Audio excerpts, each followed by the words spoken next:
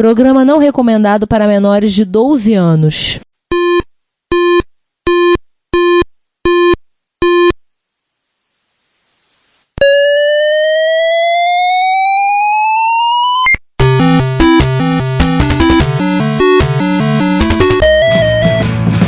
We bought it to help with your homework.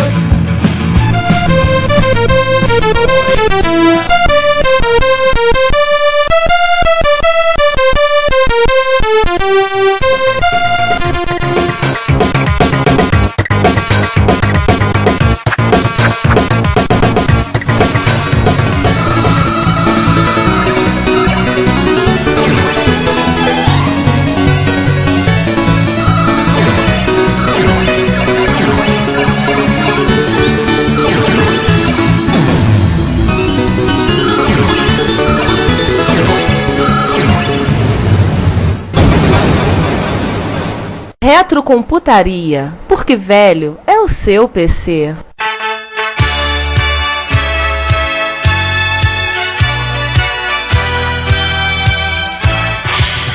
Bom dia, boa tarde, boa noite. Sejam bem-vindos a mais um episódio do Retrocomputaria. Neste episódio falaremos de uma fauna computacional realmente exótica. E com coisas que só existem por lá e mais em nenhum outro lugar. Iremos falar dos australianos?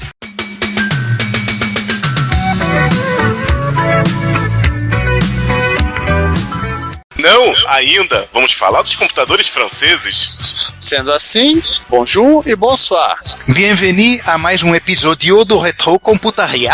No episódio de hoje... Não, nada de fazer biquinho, nada disso. Vamos lá. Então, gente, bem-vindo a mais um episódio do Retrocomputaria. Então, nesse episódio, nós vamos começar e vamos falar sobre a cena retrocomputacional francesa. Hoje, casa cheia, todos os membros da quadrilha presentes estão nos apresentando. Eu, Ricardo Pinheiro. Eu, Juan Carlos Castro. Eu, Sander Souza. Eu, César Cardoso. Eu, João Cláudio Fidelis. E eu, Giovanni Nunes.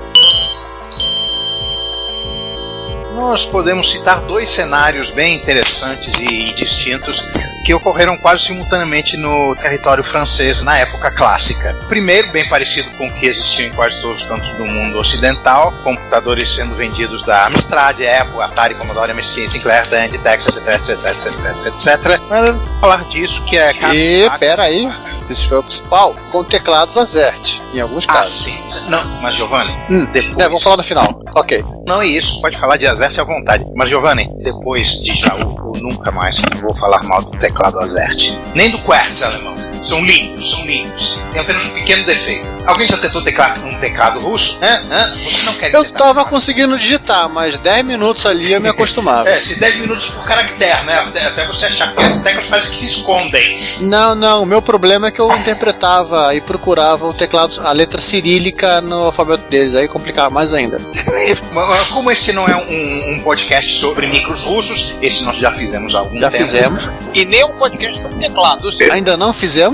É, exatamente. Então, não vamos ficar tocando cirílica. Kill it! Ai. Morra.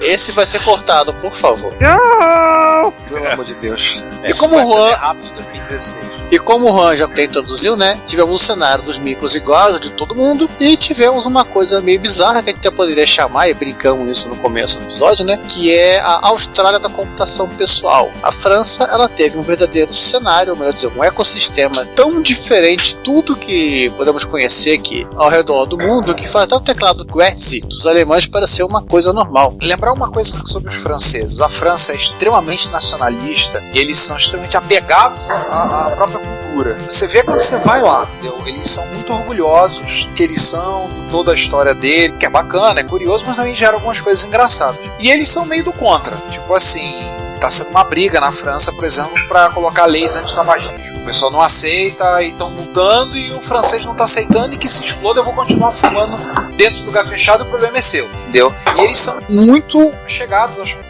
nós fazemos, assim, tem um pouco dessa arrogância. Então, de uma certa forma é bom, mas às vezes pode gerar uma certa arrogância. Se você for olhar, com moderação, né? Se você for levar, por exemplo, o lado militar, há pouco tempo teve a licitação dos caças, a Força Aérea Brasileira foi comprar. O Rafale era muito mais caro que os outros, que dizia assim, não, mas o Rafale é todo feito na França, ele é todo produzido na França. Outros russos que diziam isso. Realmente, todo o processo dele foi na França, mas por isso ele era o caça mais caro. Até o plástico que envolve a poltrona do piloto é feito na França. Até o plástico bolha que enrola o avião. Pra vocês terem ideia, eu visitei algumas lojas em Paris, visitei a Galeria Lafayette, mega loja de departamento, chique até o último fio de cabelo, onde eu vi uma grande fila de chinesas na porta do estante Louis Vuitton. Minha esposa olhava assim e perguntou: por que tem tanta chinesa ali? Sim, sabe? Vão comprar a bolsa pra copiar, depois vender pra gente, é pirata. Oh, yeah. Faz sentido. Tem uma seção... Bolsa pilata, quero 30. Bolsa pilata, né? Tem uma seção na Galeria Lafayette, perto do terraço. O terraço é aberto, você podia ir lá e é o melhor mirante de graça que você tem de Paris. Você vai pro alto da Galeria Lafayette, tem uma subida, vai lá e você pode ver Paris toda e não paga nada. Paris tem uma porrada de mirante, tem um monte de mirantes. Tem uma seção de souvenirs e tá lá. Esses souvenirs foram feitos na França. Lá. Claro que eles eram razoavelmente mais caros que os souvenirs franceses made in China. Mas estava lá a seção lá, os souvenirs. Esses souvenirs foram feitos na França. Lugares que a gente foi comer, por exemplo, um restaurante barato perto do centro Jorge Pompidou, o nosso boi é francês, piado na região da Normandia. Eu achei preocupante se eu pegasse o boi ali e tivesse chumbo no boi, né? De bala trocada em algum lugar, né? Essa sim com eles. Eles têm muito disso, do orgulho deles, então isso ajuda a gente a entender por que acaba tendo uma fauna computacional própria também na França. Na verdade é um dos panos de fundo, né? O outro a gente vai acabar tendo que falar agora também, né? Isso aí. Vamos começar aqui a tratar o nosso assunto do rádio, jabuticabê, né? Bom, Minitel a gente já falou em outras oportunidades, mas vamos relembrar. O Minitel era um serviço oferecido pela Companhia Telefônica Francesa e que operou entre 81 e 2012. Quando o Minitel foi criado, o Minitel era uma rede telemática. Videotexto da vida. Não, peraí. Todas tinham direito a um terminal. Era um direito. O cara tinha uma linha telefônica, ele tinha um terminal, no caso lá dele. E o Minitel, ele permitia, desde fazer compra online, reserva pro trem, checar a cotação da ação, checar a lista telefônica. E ainda tinha um chat. Tinha chat. Pô, que legal, cara. Tinha joguinho. Tinha joguinho. Uma coisinha bem envolvida pra época. O Minitel chegou a operar em outros países. No Brasil foi coisa como o videotexto, o mais famoso foi o da Telesp. Na Inglaterra também chegou a ter alguma coisa, particularmente o BBC Ceefax. Mas em nenhum outro país teve a importância que teve na França. Inclusive, com muita gente coloca o baixo entusiasmo inicial do consumidor francês, primeiro pelo computador pessoal e depois pelo acesso à internet, colocando na conta de que ele já tinha tido isso no Minitel. É uma coisa meio questionável, mas existe esse patente e não há dúvida de que o Minitel é absolutamente essencial para entender um pouco essa coisa meio jabuticabal da retrocomputação francesa. Mas esse não é o podcast do Minitel. Pois é, inclusive eu descobri que pelo Minitel você conseguia acessar o Google. Você tinha um código lá, um número de uma sequência de números, Google, Enter, você entrava no Google via Minitel. Legal. Quer dizer, o Google francês, né, ofereceu o serviço de pesquisa dentro do próprio Minitel. Quem era da época do BBS, já quando começou a entrar a internet, você conseguia acessar a internet por dentro do BBS. Por dentro do BBS.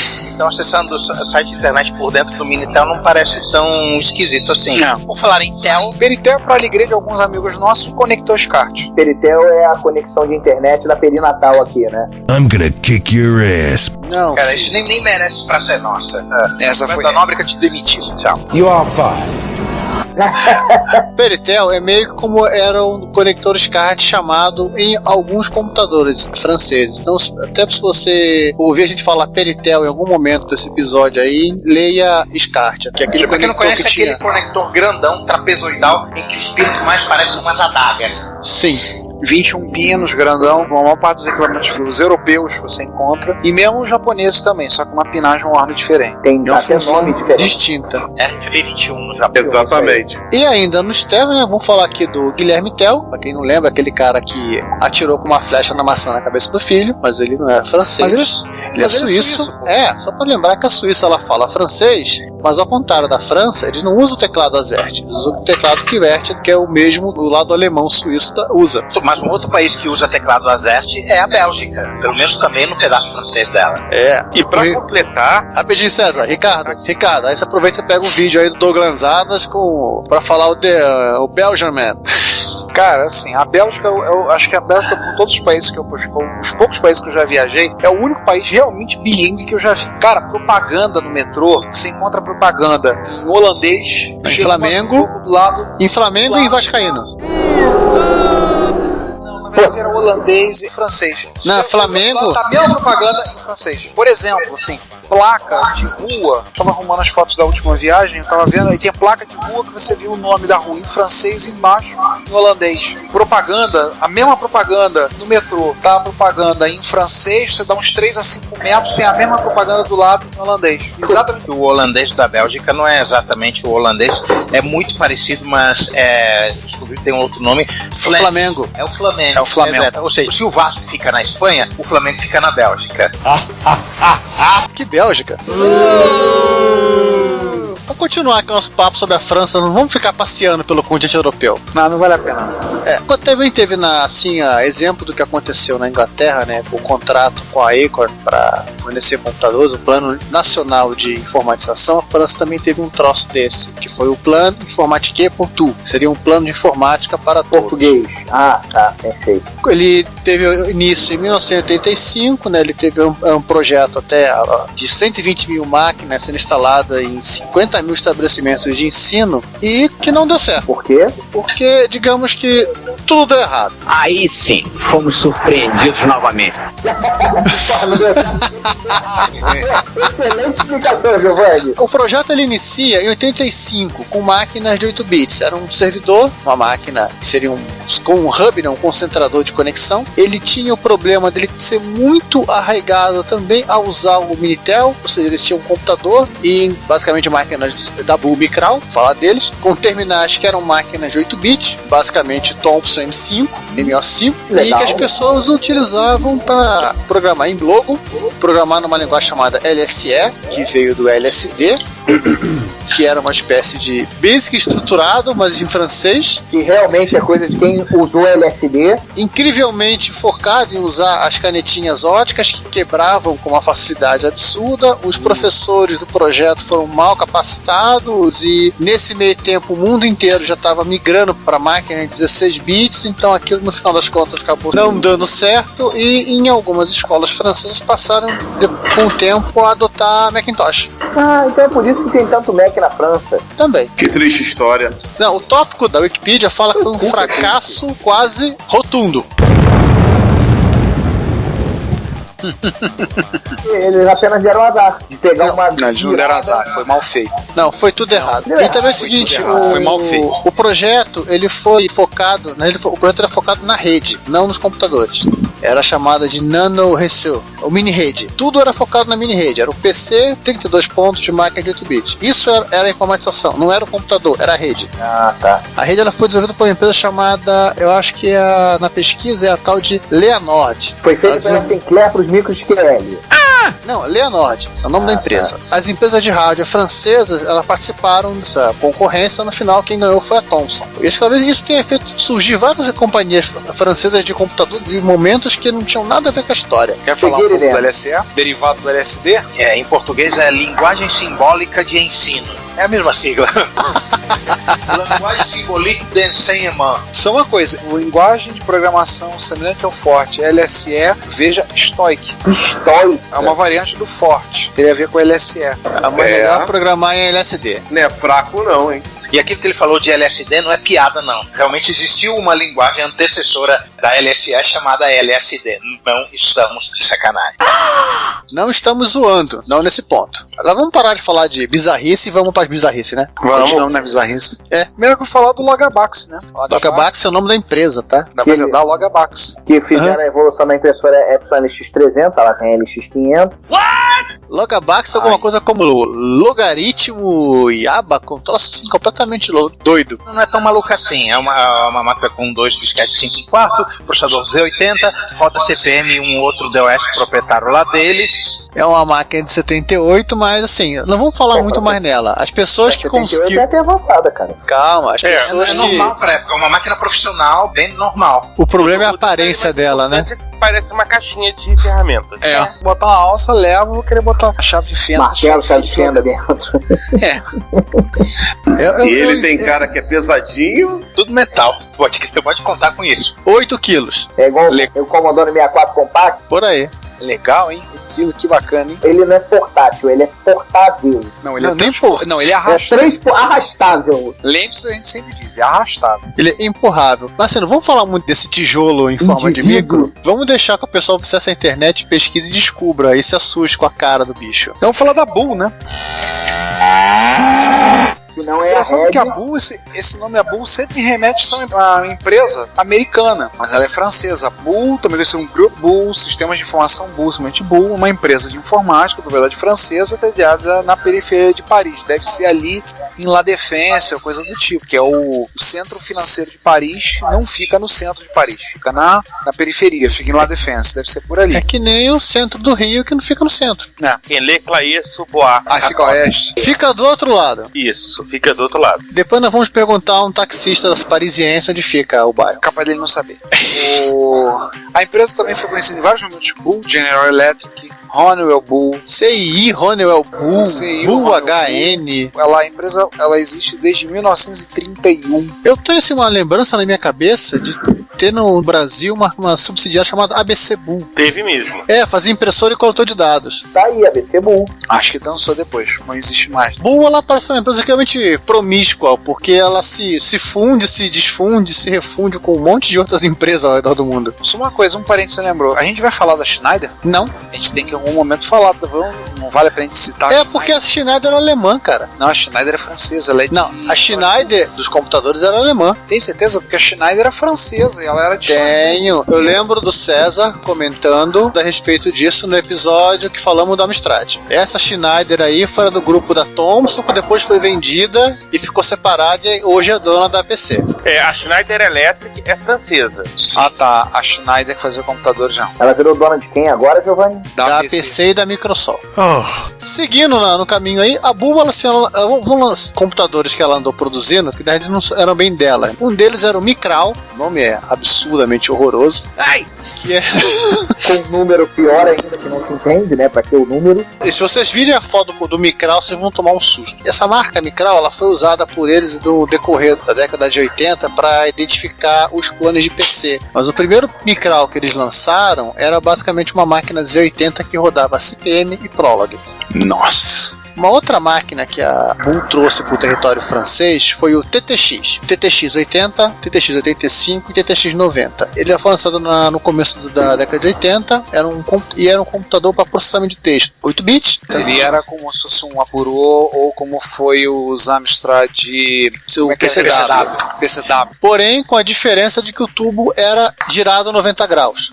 O que faz muito sentido para processamento de texto. Página. Pois é. Inclusive, esse computador é de uma empresa norte-americana chamada CPT. Eles só faziam um rebranding para chamar de Bull na território francês. Mais ou menos um Xerox Palo Alto, né? Só um comentário, você falou da Micral, eu lembrava do nome. Eu tô vendo as fotos que eu tirei no Museu de Artes e Ofícios de Paris. Eles dizem lá, aliás, o francês é extremamente orgulhoso das coisas feitas lá, eles dizem que na verdade eles criaram o microcomputador porque em 72 teve uma máquina produzida com um nome chamado Micral. Pelo menos tem alguma outra especificação. 72 foi o primeiro mini computador território europeu. É a empresa que depois a Bull comprou e roubou o nome. Sim, a Micral tá aqui. Eles dizem que foi o primeiro microcomputador Micral. Eles colocam que foi produzido em 72 pelo engenheiro François Genet, como é a sua equipe, Alain Lacombe, Claude Beckman. É um que aparece um Osborne. Ele lembra o Altair. Com uma telinha pequena. Lembra o Altair. É o próprio. Não, esse não é o Altair sem tela. Esse era o Altair. Sim. Essa empresa que criou esse primeiro Micral foi depois comprada pela Bull. Então é isso. Agora eu entendi. Aliás, já que a gente está falando do Micral, falar uma coisa muito interessante. é que a máquina tinha um sistema operacional chamado Prolog. Prolog é uma linguagem de programação. Não, aqui tá escrito sistema operacional. A linguagem de programação é a BAL. Não, a linguagem de programação é Prolog, tenho certeza. Tem uma linguagem de programação. Dá uma olhada no link que eu mandei. Você acabou de ver o Micral. Prolog. Prolog. É outro Prolog. A linguagem de programação é Prolog. Prolog. Não. Prolog O sistema operacional foi o Prolog. E a linguagem também tem a BAL, que é a mistura de Basic com COBOL. Sejam bem-vindos ao mundo enlouquecido. Mais um daqueles momentos que eu vou ter que mexer no áudio pra não sair o palavrão do Sander. Bota um tiro no local. Isto porque o Sander não viu a foto do Micral. Tem foto dele aí? Me manda o link. Já tá o link. Ou de computers. Enquanto o Sander vê o Micral e fica sem dormir 3 dias, a gente segue adiante. Bom, dizem eles que o Prolog e o BAL são mais eficientes e poderosos que o CP/M. Dizem eles. Vindo dos franceses que disseram que eles inventaram o avião. Não, eles não dizem mais que é Santos Dumont. Não, eles falam que foi Santos Dumont. O Santos Dumont agora é da francês? Não, eles não dizem mais. Eles botaram um outro cara, eu tenho as fotos. Na verdade, o cara fez uma coisa parecida em 1898, segundo eles. Ele fez uma coisa parecida, era uma gaivota de papel. Por aí. Assim, na boa, assim, o museu que a gente visitou, o museu é muito bacana, mas, cara, você tem que fazer uma licença poética. Os franceses, pra eles, inventaram o microcomputador, a televisão, o avião, o ônibus. O carro. O carro não. O ônibus. O ônibus que era museu a vapor. Tem algumas coisas que eles colocaram ali que você vai olhar e você vai dizer assim, não é bem assim não. Já sei, no começo da entrada do museu existe um livro chamado Le Bible, né? Que foi escrito por um francês também. Entendi. Olha só, coisas interessantes ainda voltando ao Micral aqui. Vocês viram que esse sistema operacional era multitarefa, né, cara? Esse tal do Prolog que o João cita aí. Prolog era multitarefa e multiusuário. Sim. Isso explica talvez por que o Micral durou tanto. Ele foi produzido entre 80 e 87. Ele se auto-intitula aqui mais eficiente e poderoso que o CP/M e posteriormente o MS-DOS, né? Calma, gente, vai ter coisa mais divertida pra frente. E ele é feio que dói, diga-se de passagem. Passa um O Micral também acabou sobrevivendo, porque durante muito tempo, o governo francês só podia comprar computadores de empresas francesas. Então sempre podia vender para o serviço público francês. Além que o Micral, depois do BU 8022, ele foi utilizado, ganhou a concorrência, uma concorrência de informatização das escolas. Só que aí já era uma máquina do 8088, era só o nome Micral que foi mantido. Curiosidade, tem um usuário lá no Old Computer que falou que computadores da BU foram vendidos na Argentina. Eita! A gente não tinha reserva de mercado, podia comprar qualquer coisa. Incluindo o Questar M e o Micral 90 e o 60. Micral 90 já eram PCs. Mas aí já são mais novos, final dos anos 80. Inclusive a própria BU não usou o nome Micral porque não ia pagar esse mico no Brasil, né? A BU chegou a vender computadores da marca dela no Brasil. Eu lembro da marca na época. Tinha uma arvorezinha, né? Pra eles não pagarem esse Micral, ou seja, que Micral. É um mico com micro. Ai, e pra terminar, pra gente falar de BU, vamos falar do Latache. Latache, assim, uma coisa que depois ficou muito popular entre a BU era a venda de notebooks. A Latache foi o primeiro, digamos, clone de PC e também notebook XT portátil que eles fabricaram. Pra nossa diversão, era a BU japonesa que fazia. Mandei o link pra uma página com detalhes dele aí. Nossa, uma fonte. Por que ele usava a fonte do Xbox pra alimentação? Verdade. Segundo eles aqui, rodavam Windows 2.11. Uau! NEC V20 a 4,77 MHz. Não, peraí, NEC V20, tá explicado que era feito no Japão aí, ó. Cara, se ele era baseado no 8088, dava pra rodar o Windows até o 3.0. Se tivesse memória pra isso, é claro. E velocidade, coisa que não tinha. Cara, se ele é baseado em XT, ele tem 640. Gente, sinceramente, era um simpático notebookzinho XT pesando simpáticos 5 quilos, tá? E eu não sei se nos 5 quilos inclui a fonte do Xbox. Provavelmente não. Cara, só pegando um Latache pesando. Alguém se habilita a trazer um desse da França? O Sander. Nunca. Vamos fazer só uma licença poética aqui. Vamos falar do SMT, deixar o Excel Vision pra depois? Pode ser. O César falou aqui pra gente, o governo francês só podia comprar computadores de empresas francesas, né? Aí vamos agora remeter a SMT. SMT vem de Sociedade de Microinformática e Telecomunicações. Ela foi fundada em 79 pelo Claude Pedrillat, que incrível isso, né? Ele era um ex-funcionário do Ministério das Telecomunicações. Curioso, né? Durante a década de 80, ele vendeu o computador pro setor público francês a rodo. O que será? Não sei, no ele final... também assinou a lei? Não sabemos ainda. No final da década, essa empresa da década de 80, ela passou a ter problemas financeiros por conta do aumento da concorrência e dos cortes do orçamento do governo francês. E vamos ser sinceros, acho que daqui também a tal da lei que obrigava o governo a comprar de empresa francesa caducou. É bem possível. Talvez ele não conseguisse acompanhar a tecnologia do mundo inteiro, né? Não, ele deve ter engasgado em algum era a momento. época que a França, que na verdade a integração à União Europeia começa a vir bem mais forte. Então, é praticamente começa a cair várias barreiras de integração. Aí essa empresa, assim, ela fecha em 91, ela foi dividida entre a Siemens, que é sueca, fala a memória, e a Olivetti, italiana, alemã. Siemens alemã. Eu sei porque eu sinto que a Siemens é sueca. Sueca Saab.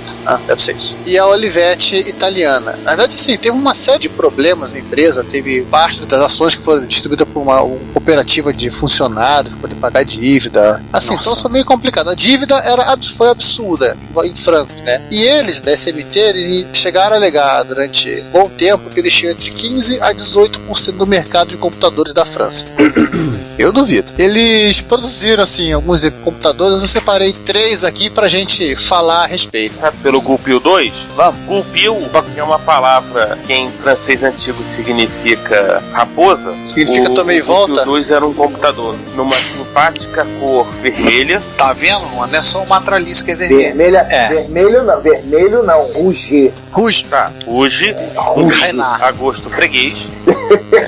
E era basicamente um backplane que você utilizava para conectar os cards. Você tinha uma CPU card que usava Motorola 6808, que é o compatível com o do MC10. É o 6800 com uma ROM embutida. O 6808 com 2 KB de RAM. Aí você colocava uma RAM card 56K, controle de disco, um I/O, teclado de uma velha boa Centronics, modem acústico 300 pps, então você podia usar como servidor remoto, e se você quisesse uma placa gráfica com 24K de RAM. Uau. E o Goupil 2, que era basicamente pensado no ambiente escolar, ele era vendido com um monitor monocromático e um monitor colorido, e os dois podiam rodar ao mesmo tempo. Uau! Apresentando a mesma imagem distinta. Mesma imagem, né? Esse vai sair. Coisa que a gente faz com os MSX e outros micros hoje em dia. Não, e o curioso é que ele rodava Flex. Lineal? Ai, caramba! Não, o nome do sistema operacional era Flex. É um sistema operacional desenvolvido nos Estados Unidos para processador 108.000 e 7809. Não, 6800, 6800, 6800 e 6809. Pela empresa TSC. Eu jurava que Flex era uma linguagem. Eu também achava. Tem uma linguagem também chamada Flex. E foi usado assim num monte de equipamentos dessa época aí, de computador a terminal de teletipo. Ele era mais ou menos concorrente do OS9. E foi usado nos Dragon. Então ele era muito bom, porque o OS9 é ninja. O Flex não tem tantas capacidades quanto o OS9, mas ele é bem considerado. Eu não sei pra poder dar opinião. Diga-se passagem também foi usado nos Dragon 3264. Sim. Ele era o Color Computer também. E agora a gente falou no Color, vamos falar do G3 aí. O Goupil G3. Esse é bizarro. Eu tô vendo a foto dele, caraca, um bicho estranho. Parece A cor dele é estranha. Não, a primeira coisa do G3 é que parece que eles foram no futuro. Cara, não. tudo é estranho nele. O G3 é estranho. Estranha o formato dos drivers na lateral dele. Calma, o G3, não. Isso podia ser de menos, Sander. O G3 parece um cruzamento de CP500 com a Amstrad CPC. Eu concordo. Exatamente. Concordo plenamente. Eles andaram namorando. Não é um cruzamento. É o autêntico filho bastardo. É um rejeitado pelo pai e pela mãe.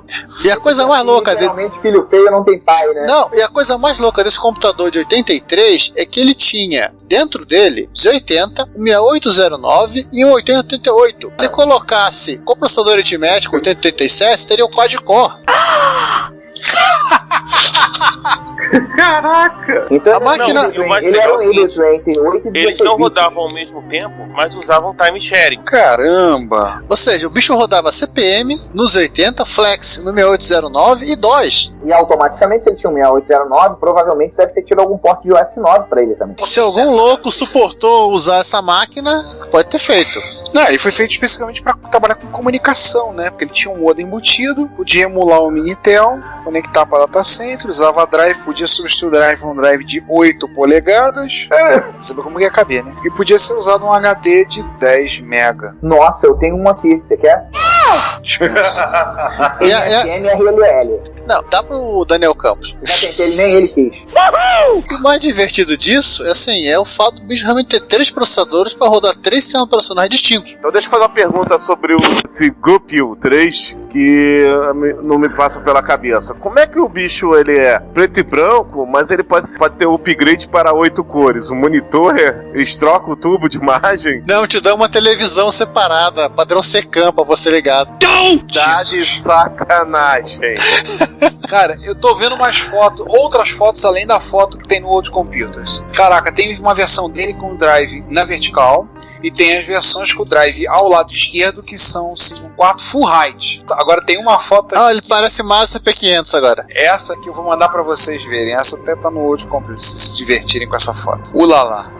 Inicia. Já começa a esquisitice pelo logo no micro. Aquilo não é uma que bosta, com boininha de ladinho. Ô senhor, ele ainda tem da frente o símbolo do Transformer, né? Embaixo do drive. Não, é um Autobot. É um Autobot.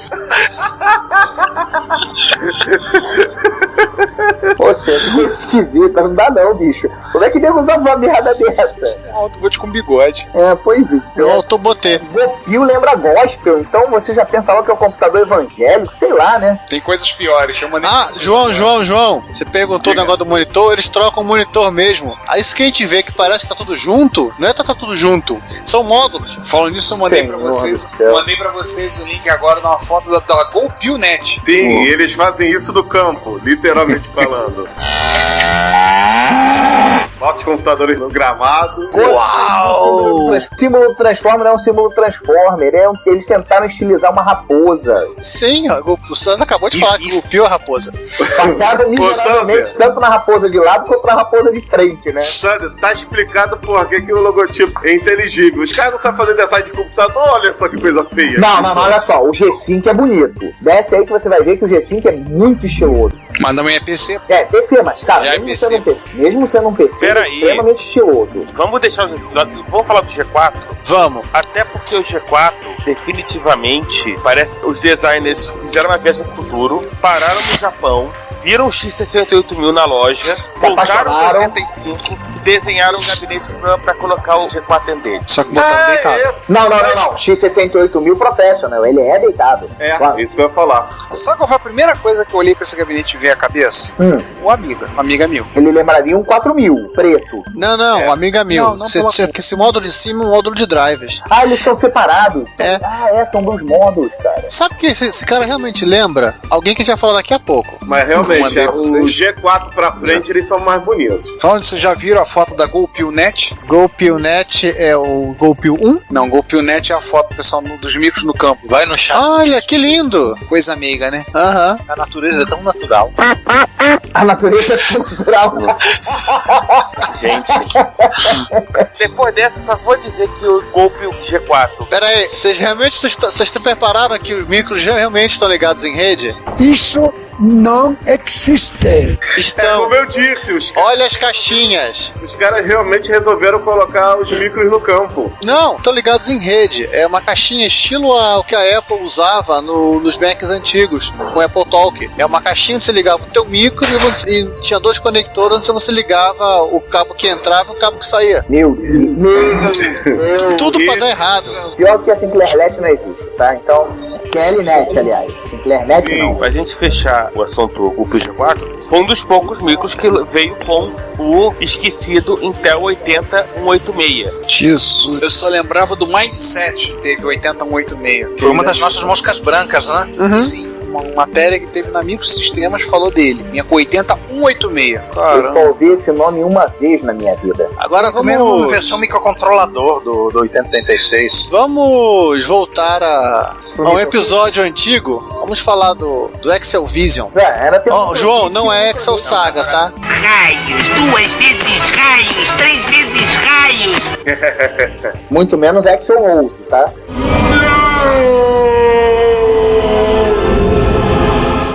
Estraga.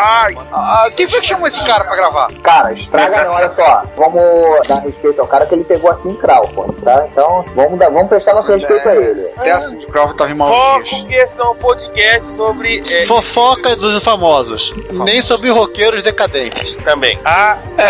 Vision Vision foi dada por ex-engenheiros da Texas que resolveram montar sua própria empresa de computadores e começaram com o XL100. O XL100, como vocês já devem imaginar, carregou muito da experiência deles na Texas Instruments. A CPU era o TMS-7040. Nossa. Que aliás era a CPU que era o em César. TMS-7041. Em César, que deveria ser a CPU do TI-99. Que não deu tempo, aí eles botaram o mesmo. A gente falou sobre isso no episódio sobre TMS. Junto com o Lisias. Era basicamente o microcontrolador de chips da Texas. Muita coisa ele usou que vinha do Texas CC40. Sim. Aquela calculadora que o Juan tem. Pelo meu. Ah, você também tem? Não, agora o César que tem.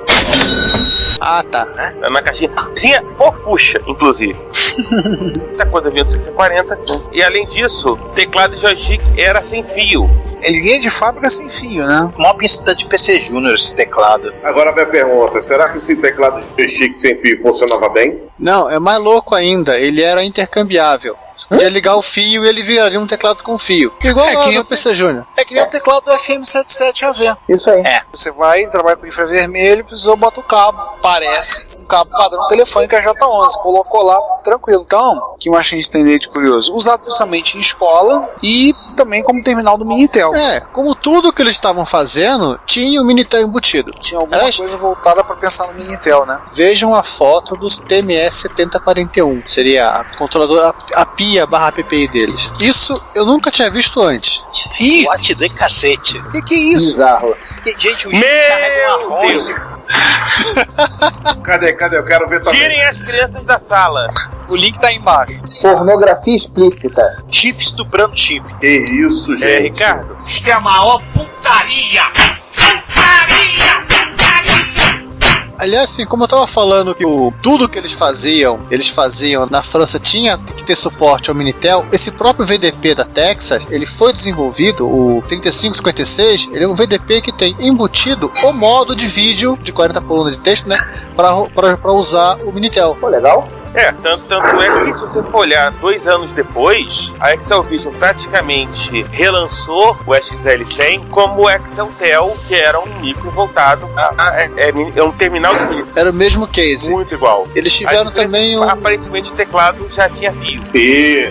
E eles também tinham um avanço ou retrocesso, né? E eles também tiveram um projeto que só ficou em protótipo, que era o Exceltel 2, que aí já tinha um teclado embutido, um telefone embutido, que era literalmente um outro reprojeto de terminal de videotexto. Mas a coisa mais louca do Excel Vision, e não foi o fato de ter também sido vendido na Espanha com o nome de Ampere Exceltel, é o fato de terem montado em protótipo para ele uma placa chamada Excel PC. Mentira. Nossa.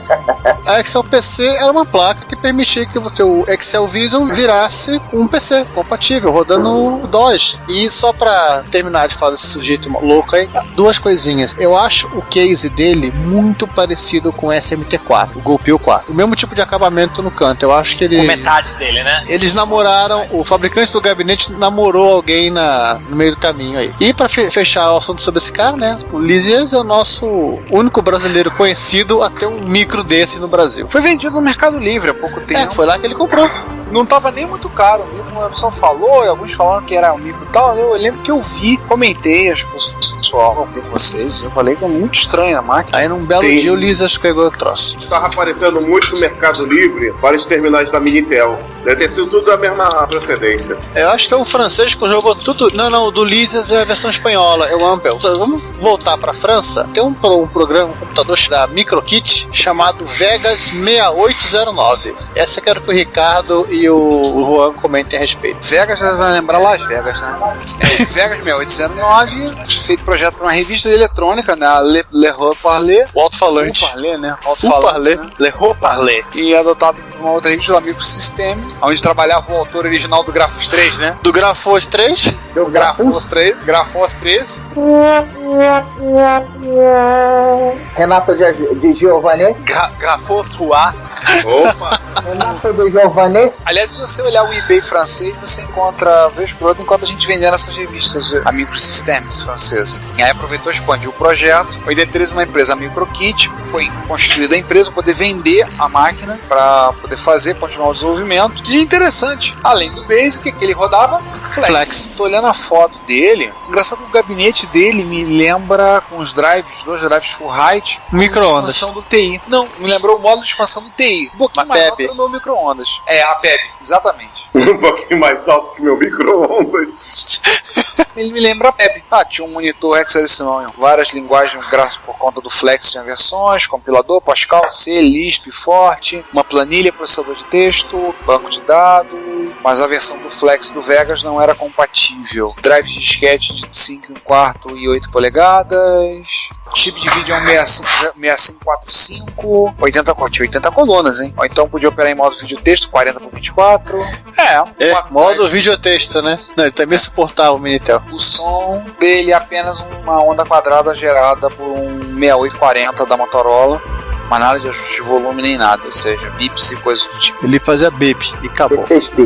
Por aí. Seguindo aí na nossa lista, esse aqui eu vi pessoalmente, da Micronic. Minha redação tá errada aqui, mas um engenheiro na época da Philips, o Michel Henrique Cole, ele visitou os Estados Unidos em 79 e ele conheceu um computadorzinho muito feio, diga-se de passagem, chamado Interact. Voltando para a França, ele construiu uma empresa e conseguiu um acordo para importar esse cara para vender em território francês. Ele fundou a Lambda System e vendeu os Interact no território francês com o nome de Victor Lambda. What? Porque o cara me pegou a coisa mais bizarra que tinha lá em 79 nos Estados Unidos. Já tá parado. Caraca, eu tô vendo o Victor Lambda, um gravador, a empresa de Toulouse. Teclado horroroso, gravador do lado, no gabinete, micro esquisito.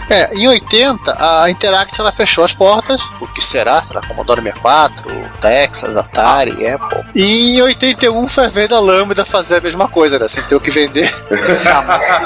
Mas eu tô vendo as fotos aqui, mas os joysticks, segundo o próprio pessoal do Old Computers, os joysticks eram legais. Eram feios, mas olha como é que é. Nesse meio do caminho surge a Micronic. A Micronic, ela foi formada por 7 empresas que estavam interessadas em entrar no mercado de computadores e adotaram esse cara e criaram o Victor. Agora é Micronic ou Micronic?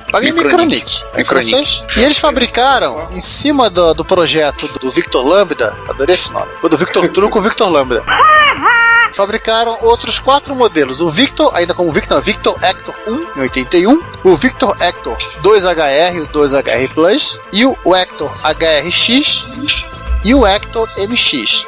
Todos iguais, tá? Vai mudar um pouquinho o tipo de teclado, vai mudar a cor do gabinete e coisas assim. E todos lindos. Lindos de morrer. Todos eles eram baseados nos 80, né, os 84A, 8 cores, som de barulhinho, vinham com Basic e Forte embutido, e tinha essas resoluções malucas, uma que era de 112 por 78 com 8 cores, e essa outra que eu não consigo entender. 243 por 231. Ímpar. As televisões da França são...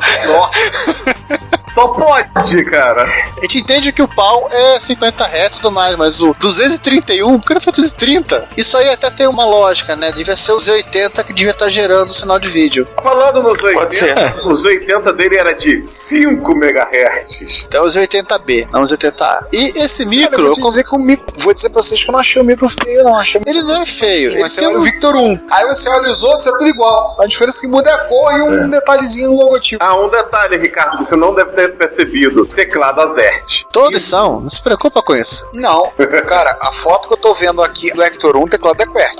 É que eu tô vendo o HRX. O Victor 2 também. Agora o HRX é Azert e o MX não dá pra ver. E tem um teclado decente. É Azert. O 2. Gente, vou contar um segredo pra vocês. Na Retro Madrid, eu vi de perto um 2HR Plus. Brinquei. E eu vou ser sincero com vocês, é muito engraçado de ver, porque todos os joguinhos que tinham pra ele pareciam versões bootleg pirata de jogos que existiam em outros lugares. Por exemplo, ele tinha Les Invasores em Vanisseur, que era uma espécie de clone do Space Mumble. Bruce Wayne. Nossa. Desculpa, a mente voou agora. Mais ou menos. Do Space Invader, a mente voou agora. Space Mambo, o nego tá mandando muito bem. Ah, em 231, ele tinha esse clone do Space Invaders, ele tinha o Lemur de Bricks, o Muro de Tijolos, que era uma versão do... Arkanoid. Não, do Arkanoid, mas do Breakout, e o Grenouille, que era um clone bootleg do Frogger. Meu Deus. Como a Perereca. What? Foto que eu botei pra vocês irem ver, a foto que eu tirei em Madrid. Do stand do pessoal, agora é o momento jabá, né? Do stand do pessoal do Zona de Pruebas. Olha aí. Pô, eu apanhando pra ler o nome dos jogos aqui, né? E eu tinha escrito na descrição da foto. Sensacional. Deus do céu. Que beleza. Viva Estado Retro Computaria. Se você quer enviar um comentário crítico, construtivo, elogio ou colaborar com as erratas deste episódio, não hesite, faça. Você pode falar conosco através do Twitter, no usuário @retrocomputaria, pelo e-mail retrocomputaria@gmail.com ou colocando comentários no post desse episódio em www.retrocomputaria.com.br. Lembre-se sempre do que dizemos. Seu comentário é o nosso salário. Muito obrigado e nos vemos no próximo podcast.